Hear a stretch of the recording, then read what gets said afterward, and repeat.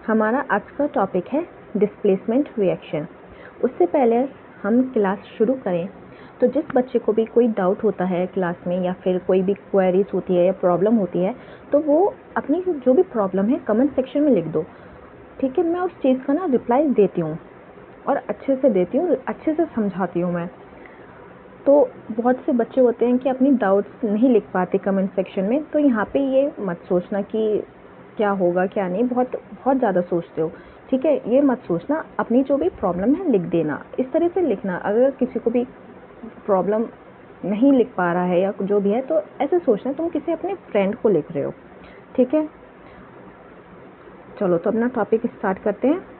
और इस क्लास में जो हूँ, नॉट क्लास में, जो भी मैं क्लासेस लेती हूँ उसमें मेरी यही कोशिश रहती है कि क्लास में जो भी बच्चे देख रहे हैं उन सबको ये टॉपिक समझ में आ जाए। बहुत ही मैं सिंपल भाषा में, बहुत सिंपल लैंग्वेज में और लाइन बाय लाइन अच्छे से समझाती हूँ।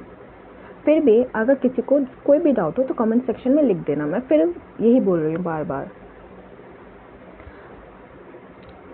अब शुरू करते हैं हम अपना टॉपिक जो कि है डिस्प्लेसमेंट रिएक्शन।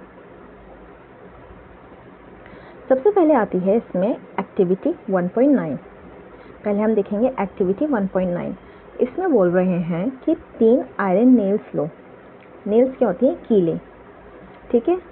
3 कील लो, उनको साफ करो। हम साफ क्यों कर रहे हैं? सैंड पेपर से। अगर उसमें कोई भी पहले ही कोई ऑक्सीडेशन हो गया हो, क्या होता है कील जो होती है लोहे की, उसमें रखे हुए जंग आ जाता है, तो हमने वो साफ करी है, ठीक है, उसमें कोई रेसिड्यू ना हो। फिर उन साफ कीलों को हमने क्या करा, पहले तो हम 2 टेस्ट ट्यूब लेंगे जिसमें लिखेंगे, एक टेस्ट ट्यूब में ए मार्क करेंगे, दूसरी टेस्ट ट्यूब में बी मार्क करेंगे, और उसमें 10 ml क्या डालेंगे? कॉपर सल्फेट का सॉल्यूशन, ठीक है। हमने 2 टेस्ट ट्यूब ली और उसमें 10 ml का कॉपर सल्फेट सॉल्यूशन डाला। अब हमने 2 कील ली और दोनों कीलों को थ्रेड की हेल्प से, देखो इस फिगर में देखो, ये थ्रेड की हेल्प से हमने क्या करा? कॉपर सल्फेट सॉल्यूशन में डाल दिया। कौन सी टेस्ट ट्यूब में डाला? हमने टेस्ट ट्यूब बी में डाला, और टेस्ट ट्यूब ए में हमने कुछ नहीं डाला, सिर्फ उसका सॉल्यूशन ऐसे ही रखा था। और एक हमने कितनी ली थी? हमने 3 नेल्स ली थी, एक जो है हमने उसको ऐसे ही साइड में रखा है। अब हम 20 मिनट के लिए उसे अलग रख देंगे। 20 मिनट बाद क्या देखते हैं हम? 20 मिनट बाद उस में हम निकालेंगे टेस्ट ट्यूब में से और हम देखेंगे, क्या देखते हैं कि हमारा जो जिस टेस्ट ट्यूब में हमारी नेल्स पड़ी थी उस सॉल्यूशन का कलर जो था वो ब्लू से वो फेड हो गया, वो हल्का हो गया, ठीक है। हम क्या करेंगे उसके बाद? हम कंपेयर करेंगे the intensity of the blue colour of copper sulphate solution in test tube A and B. फिर उन जो टेस्ट ट्यूब है उनका जो कलर है, सॉल्यूशन जो होता है कॉपर सल्फेट का, वो होता है ब्लू कलर। जिसमें कील पड़ी थी वो 20 मिनट बाद क्या हो गया? उसमें उसका कलर जो था वो ब्लू से हल्का हो गया। और साथ ही साथ हम क्या कंपेयर करेंगे? जो आयरन की नेल थी जो टेस्ट ट्यूब सॉल्यूशन में थी और जो हमने एक साइड में रख रखी थी, उन दोनों को हम आपस में कंपेयर करेंगे, ठीक है। अब हम क्या देखते हैं हुआ क्या है हमारे इसमें, वो टेस्ट ट्यूब का कलर हल्का क्यों हुआ और जो कील थी सॉल्यूशन में उनका रंग को क्या हुआ? जो कील सॉल्यूशन में पड़ी थी उनका कलर क्या हो गया? ये देखो ब्राउन हो गया। हमारी कील का कलर ओरिजिनली क्या था? साइड में जो रखी थी हमने एक बचा के, वो ये था। और हमारे सॉल्यूशन का क्या हुआ? ये है हमारा सॉल्यूशन टेस्ट ट्यूब बी, ये है हमारा टेस्ट ट्यूब ए। तो हुआ क्या? जो होता है आयरन जो था वो ज़्यादा रिएक्टिव होता है। कील क्या थी? आयरन की थी, वो ज़्यादा रिएक्टिव होती है किससे? कॉपर से। तो उसने क्या करा? कॉपर सल्फेट में से उसने कॉपर को हटा दिया और क्या बना दिया? फेर आयरन सल्फेट, जो कि होता है लाइट ग्रीन कलर का, ठीक। Why does the iron nail become brownish in color? Iron nail brownish in colour क्यों हुई? क्योंकि जो है आयरन जो था उसने कॉपर को डिस्प्लेस कर दिया और बना दिया आयरन सल्फेट, और ब्लू कलर जो था और कॉपर सल्फेट का सॉल्यूशन फेड क्यों हुआ? देखो ये है रिएक्शन, ये था आयरन नेल, हमने सॉल्यूशन क्या लिया था कॉपर सल्फेट, इसने क्या बनाया आयरन ने यहाँ से आयरन सल्फेट बना दिया और कॉपर को अलग कर दिया, कॉपर क्या हो गया अलग हो गया। In this reaction iron has displaced और रिमूव्ड अनदर एलिमेंट, किसको हटाया कॉपर को हटा दिया। क्यों हटाए, क्योंकि आयरन जो होता है वो कॉपर से ज़्यादा रिएक्टिव होता है, इसलिए इसने आयरन ने कॉपर को हटा दिया सल्फेट्स की जगह से, फ्रॉम कॉपर सल्फेट सॉल्यूशन में से। और इस रिएक्शन को बोलते हैं डिस्प्लेसमेंट रिएक्शन। डिस्प्लेस का मतलब क्या हुआ कि एक कंपाउंड ने, एक एलिमेंट ने दूसरे एलिमेंट को अपनी जगह से हटा दिया, डिस्प्लेस कर दिया। हटा दिया मतलब होता है डिस्प्लेस कर दिया, उसको हटा दिया और उसकी जगह पे खुद आके लग गया, ठीक है यहाँ पे, और यहाँ पे कॉपर हट गया। तो इस जो होता है इस रिएक्शन को, ऐसी रिएक्शन को बोलते हैं डिस्प्लेसमेंट रिएक्शन। और एग्जाम्पल देखते हैं। इन दिस रिएक्शन, हाँ ये तो पढ़ लिया। अदर एग्जाम्पल्स ऑफ डिस्प्लेसमेंट का क्या है, अदर एग्जाम्पल देखो, ये जिंक था, ये कॉपर सल्फेट का सॉल्यूशन है। अब जिंक ने क्या करा, कॉपर को हटा दिया और उसकी जगह पे खुद लग गया और कॉपर क्या हो गया अलग हो गया, ठीक है। क्या करा जिंक ने कॉपर को डिस्प्लेस कर दिया, हटा दिया अपनी जगह से। अब दूसरा देखो, ये है लेड, लेड ने क्या करा, ये है कॉपर क्लोराइड। अब लेड ने क्या करा, खुद लग गया किसकी जगह पे, कॉपर की जगह पे लग गया और कॉपर क्या हो गया अकेला हो गया। तो ऐसी रिएक्शन को बोलते हैं displacement reaction. Zinc and lead are more reactive elements than copper. क्यों हटाया, ये जो है ये क्यों हटा पा रहे हैं कॉपर को, लेड ने भी कॉपर को हटा दिया, क्यों हटा पा रहे हैं, क्योंकि जिंक और लेड दोनों ही ज़्यादा रिएक्टिव हैं कॉपर से।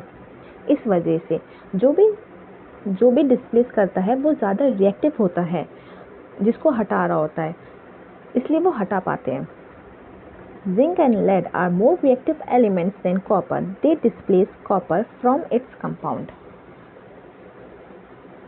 ये हो गया हमारा डिस्प्लेसमेंट रिएक्शन। अब आती है डबल डिस्प्लेसमेंट रिएक्शन।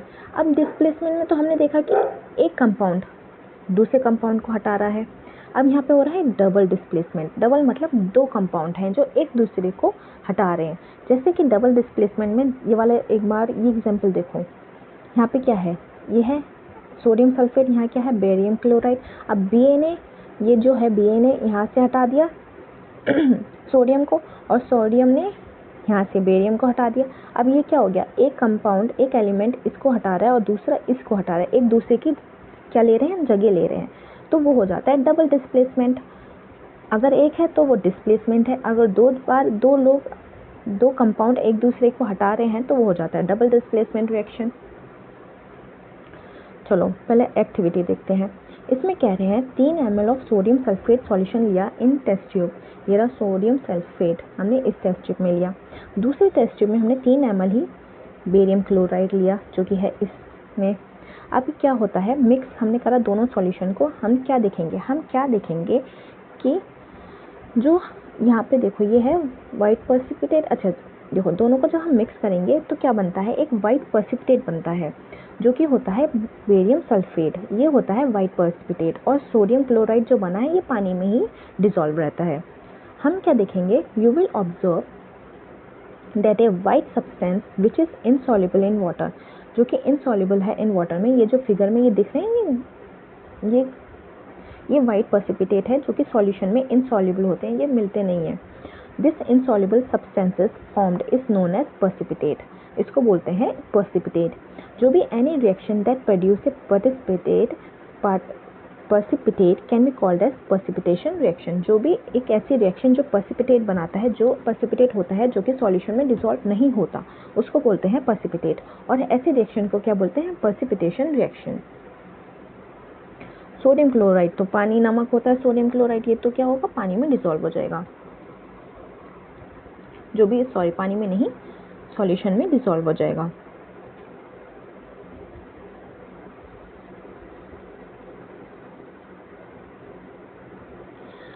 अब इसका रीज़न क्या है, ये क्या हुआ है इसमें, व्हाट कॉजेस दिस, इसे क्या हो, इसका रीज़न क्या है।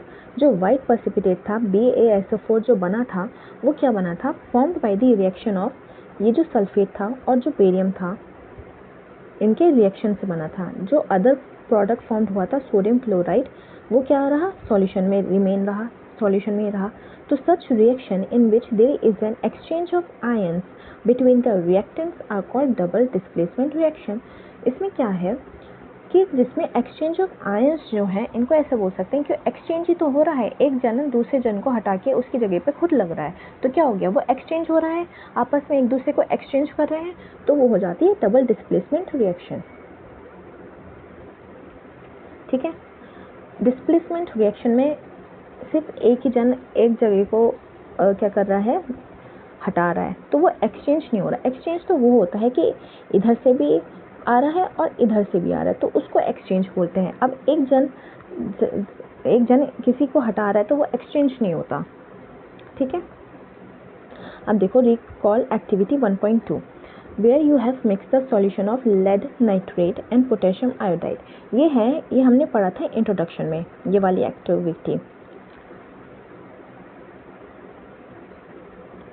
तो हमने ये जो एक्टिविटी थी हमने उस टाइम पढ़ी थी। अब ये क्यों आई है यहाँ पे, क्योंकि उसमें भी डबल डिस्प्लेसमेंट रिएक्शन हुआ था, क्योंकि वो इंट्रोडक्शन का पार्ट था, तो मैंने सिर्फ एक्टिविटी बताई थी कि क्या हुआ है उसमें। अब यहाँ पे इसको हम अंडर में पढ़ रहे हैं टॉपिक में डबल डिस्प्लेसमेंट रिएक्शन में। तो अब इस रिएक्शन को देखते हैं और डिटेल में। What was the colour of the precipitate formed. तो क्या हुआ था, ये जो लेड नाइट्रेट है और पोटेशियम आयोडाइड को जब हम मिलाते हैं तो क्या बनता है, तो प्रेसिपिटेट बनता है, जो कि होता है, अगर याद हो मैंने उसमें भी बताया था फर्स्ट क्लास में, जो बनता है ब्राइट येलो कलर का प्रेसिपिटेट बनता है, और वो क्या होता है, लेड आयोडाइड होता है। Write the balance chemical equation for this reaction. Balance chemical equation ये होती है,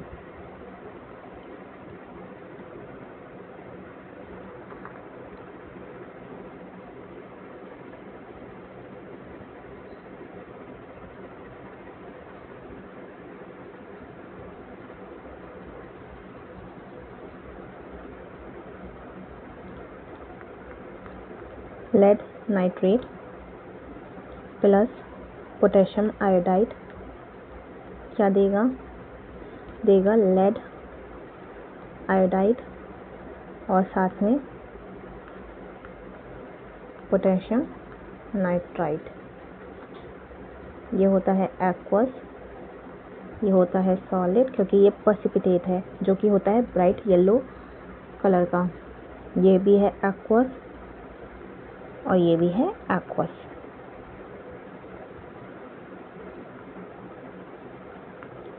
ठीक, दिस इज सॉलिड,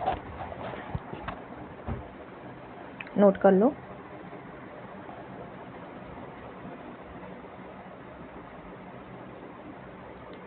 हो गया।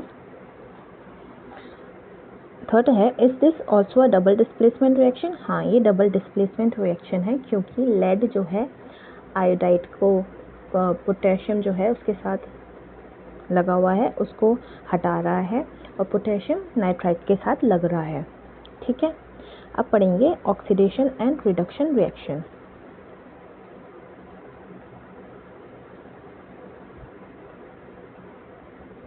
पहले है एक्टिविटी। इसमें हमने एक चाइना डिश में हमने 1 ग्राम कॉपर पाउडर लिया है और फिर उसको हम हीट कर रहे हैं यहाँ पे।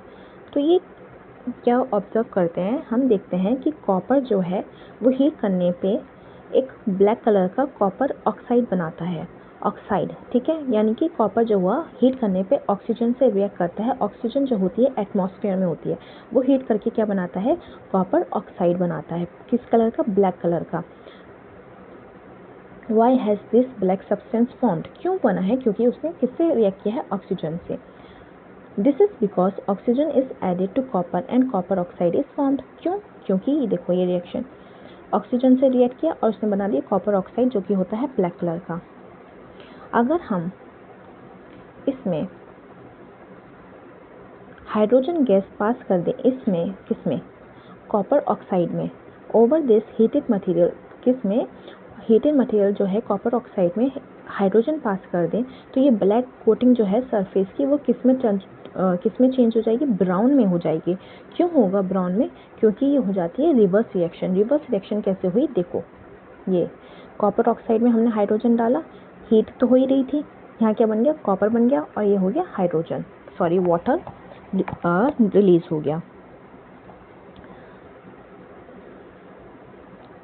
If a substance gains oxygen, अगर एक सब्सटेंस क्या करता है, ऑक्सीजन को गेन करता है ड्यूरिंग ए रिएक्शन, तो उसे बोलते हैं ऑक्सीडाइज हो जाना।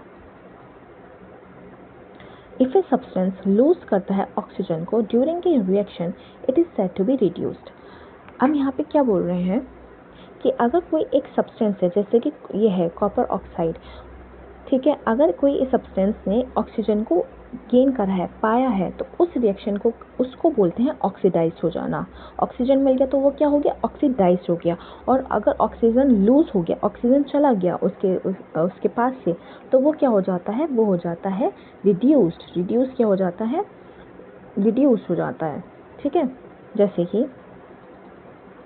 यहाँ पे है कॉपर ऑक्साइड, कॉपर ऑक्साइड में से यहाँ से क्या हो गया, ऑक्सीजन चला गया, क्यों, क्योंकि यहाँ बचा है कॉपर, तो ये क्या हो गया, रिडक्शन हो गया, कम हो गया, रिड्यूस हो जाना, रिड्यूस कम हो जाना।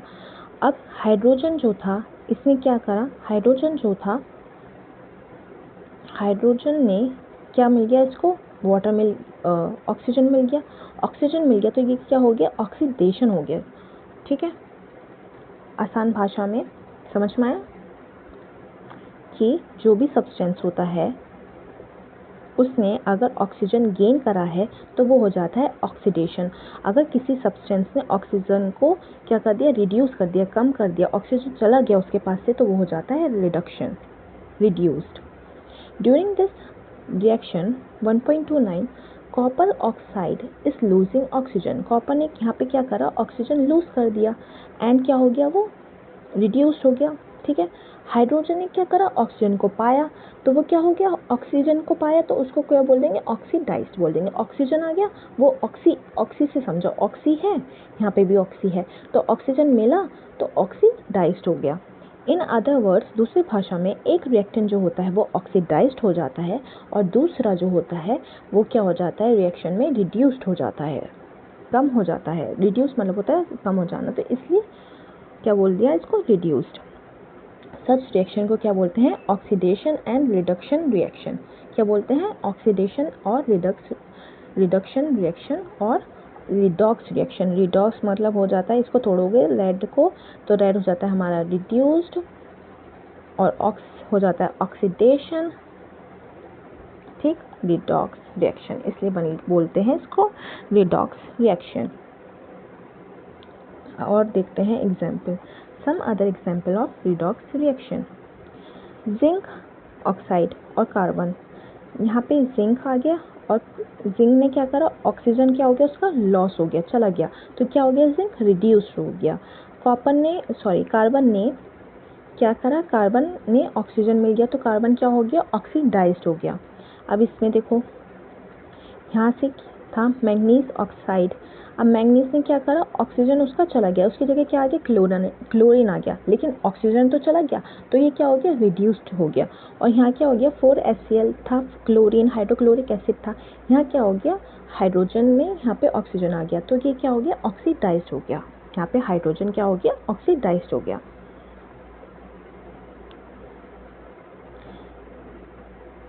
इन रिएक्शन 1.31, यानी कि ये जो हमने देखी दो रिएक्शन 1.31 और 1.32, ये ही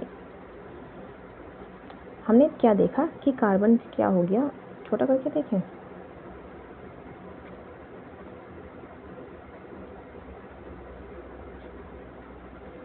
हमने क्या देखा कि कार्बन जो था वो ऑक्सीडाइज्ड हो गया था, बताया ऑक्सीडाइज्ड हो गया क्योंकि इसको क्या मिल गया था, ऑक्सीजन मिल गया था। और जिंक ऑक्साइड जो था वो रिड्यूस हो गया था क्योंकि उसका ऑक्सीजन चला गया था। ऐसे ही रिएक्शन 1.32 में क्लोरिक एसिड जो था वो ऑक्सीडाइज्ड हो गया था क्लोरीन में, क्योंकि इसका जो था, इसने क्या गेन करा था, ऑक्सीजन गेन करा था। जहाँ और हाल में क्या हुआ, मैंगनीज ऑक्सीडाइज्ड हो गया था, मैंगनीज ऑक्सी मैंगनीज ऑक्साइड क्या हो गया था, वो रिड्यूस हो गया था, क्योंकि उसने क्या बना लिया था, मैंगनीज क्लोराइड।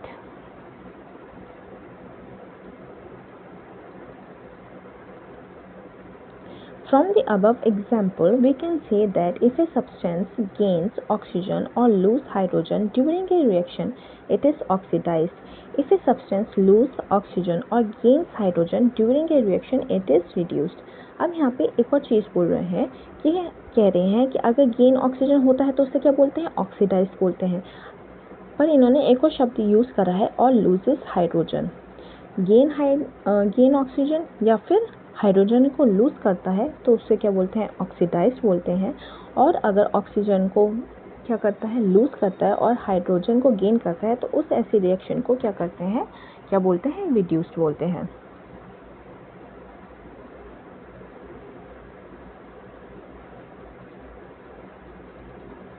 रिकॉल एक्टिविटी 1.1, ये भी इंट्रोडक्शन में था और इसको भी मैंने पढ़ाया था।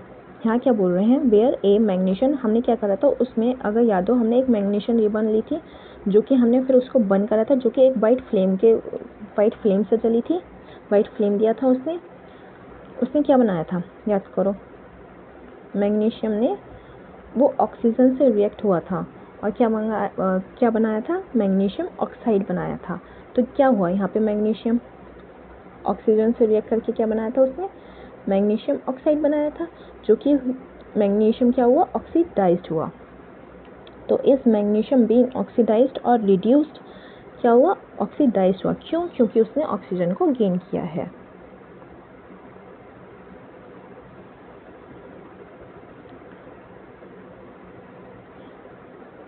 अब यह है ऑक्सीडेशन और ऑक्सीडेशन का रिएक्शन जो कि हमारी एवरीडे लाइफ में होती हैं। दो एग्जाम्पल दिए हैं कौन सी ऑक्सीडेशन रिएक्शन जो हमारी दिनचर्या में होती हैं। पहली है कोरोजन। कोरोजन क्या होता है, जंग लगने को बोलते हैं कोरोजन।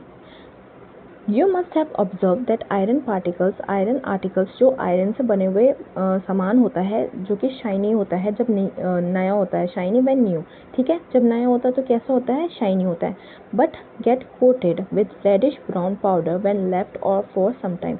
पर क्या देखते हैं हम, कुछ महीनों के बाद या कुछ दिन बाद क्या होता है, उनमें लोहे पे कुछ रेडिश ब्राउनिश का कलर का ना कुछ जम जाता है, जिसको हम क्या बोलते हैं, जंग बोलते हैं। तो ये जो जंग होता है वो क्या होता है, बेसिकली आयरन जो होता है वो ऑक्सीडाइज्ड हो जाता है। क्यों हो जाता है, क्योंकि आयरन जो होता है ऑक्सीजन को गेन करता है और वो बना लेता है इसलिए वो ऑक्सीडाइज हो जाता है, आयरन ऑक्साइड बन जाता है। This process is commonly known as rusting of iron. जंग को क्या बोलते हैं, रस्टिंग ऑफ आयरन इंग्लिश में। Some other metals also get tarnished. क्या होता है, कुछ मेटल्स भी ऐसे होते हैं जो कि टार्निश्ड हो जाते हैं, जैसे कि कौन से हैं, हमारे गोल्ड के जो चीज़ होती हैं, सिल्वर की चीज़ होती हैं, वो भी ऑक्सीडाइज्ड हो जाती हैं।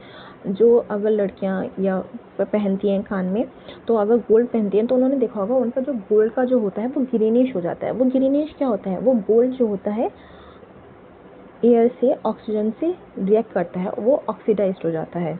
Have you notice the colour of the coating formed on copper भी चेंज हो जाता है, कॉपर चेंज हो जाता है, सिल्वर चेंज हो जाता है। क्यों हो जाता है, क्योंकि वो जो होते हैं ऑक्सीडाइज्ड हो जाते हैं। When a metal is attacked by substances around it such as moisture या फिर एसिड से, मेटल जो होता है किससे रिएक्ट कर जाते हैं, या तो मॉइस्चर जो उनके एनवायरनमेंट में है या फिर एसिड से, तो वो क्या कहते हैं, वो होने लग जाते हैं, करोड हो जाने लग जाते हैं, जिसको बोलते हैं जंग।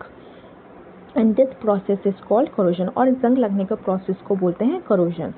The black coating on silver, चांदी पे क्या लगने लग जाती हैं, काली होने लग जाती हैं, तो वो जो काला जो होता है वो उसका क्या है, जंग है, करोड हो रहा है, वो कोरोजन हो रहा है। और ग्रीन जो होता है कोटिंग किस पे हो जाती है, कॉपर पे।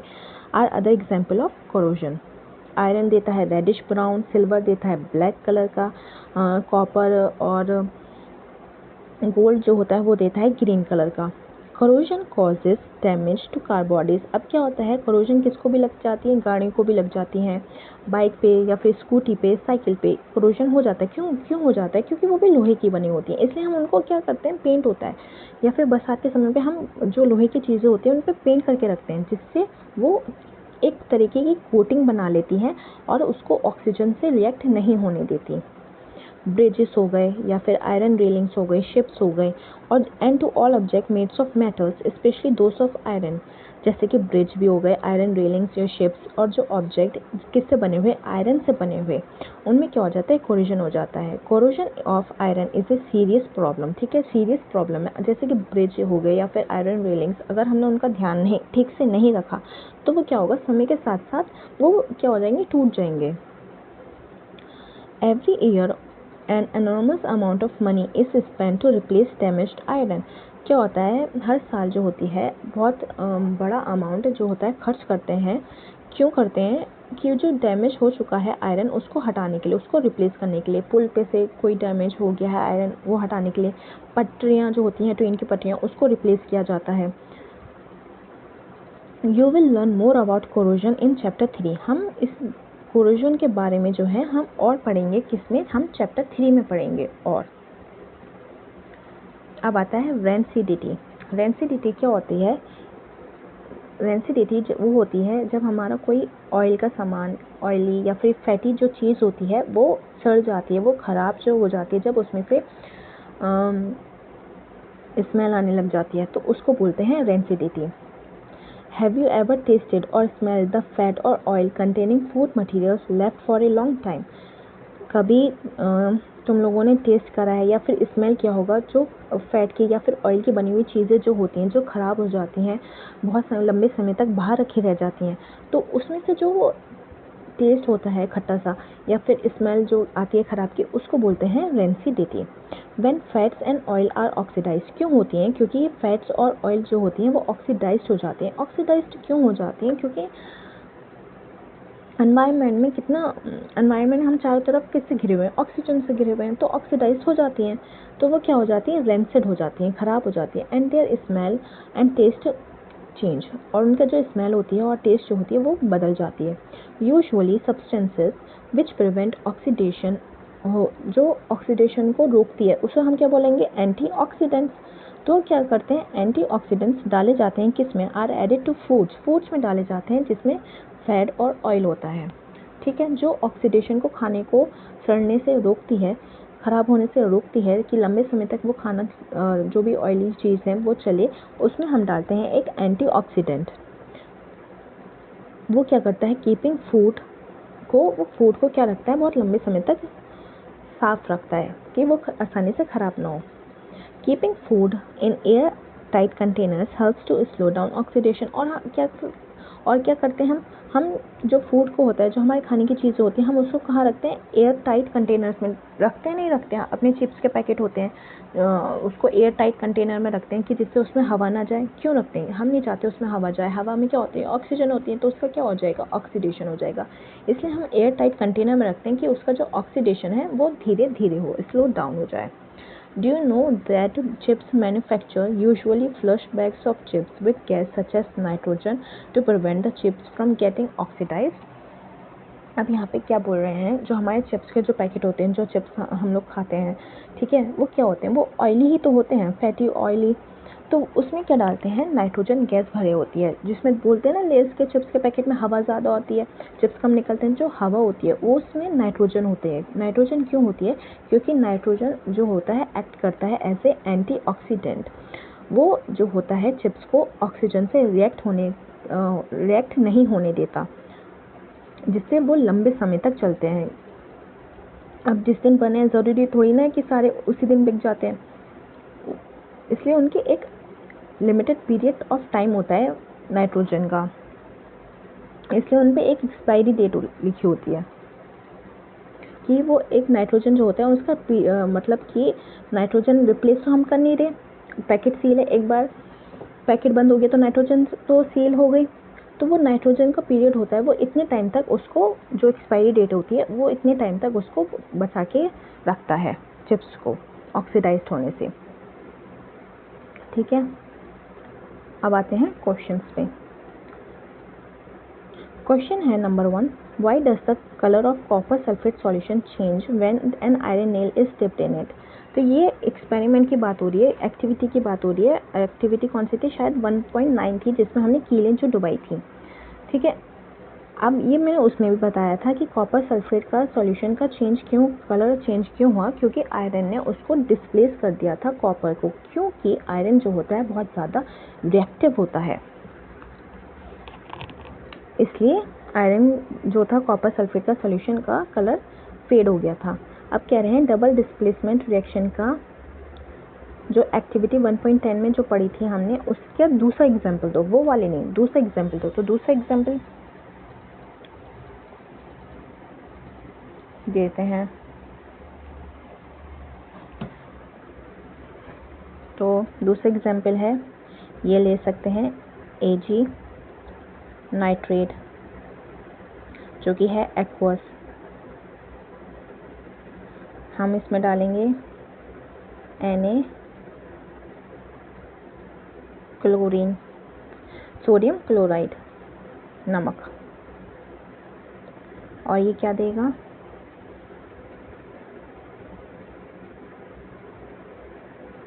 सिल्वर क्लोराइड जो कि होता है वाइट प्रेसिपिटेट। ये भी है सॉलिड। और क्या मिलेगा साथ में, सोडियम नाइट्रेट जो कि है एक्वस सॉल्यूशन में प्रेजेंट है। तो यहाँ पे क्या हुआ, सोडियम क्या आ गया, सोडियम आ गया यहाँ पे NO3 के पास, और Ag इधर आ गया, ये हो गया डबल डिस्प्लेसमेंट। ठीक,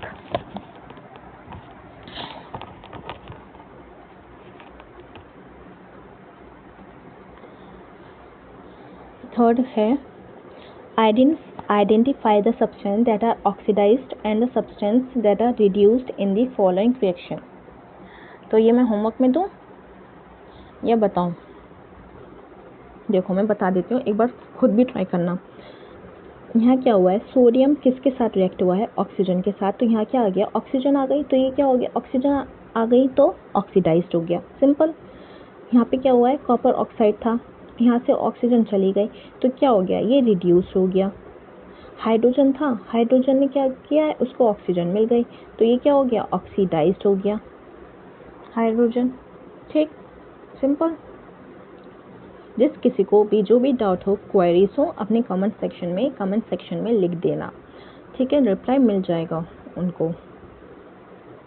अब ये चैप्टर फिनिश्ड हो गया। हमने कितनी क्लास में फिनिश किया है, 4 क्लास में इसको फिनिश कर दिया। छोटी छोटी क्लासेस थी, एक तो 12 मिनट की थी इंट्रोडक्शन की, ठीक है। अब ये क्वेश्चंस खुद करना, होमवर्क है, कुछ तुम लोग भी करो, ना समझ में आए तो लिख देना कमेंट सेक्शन में। अब ये चैप्टर खत्म हो गया, अब हम शुरू करेंगे सेकंड चैप्टर।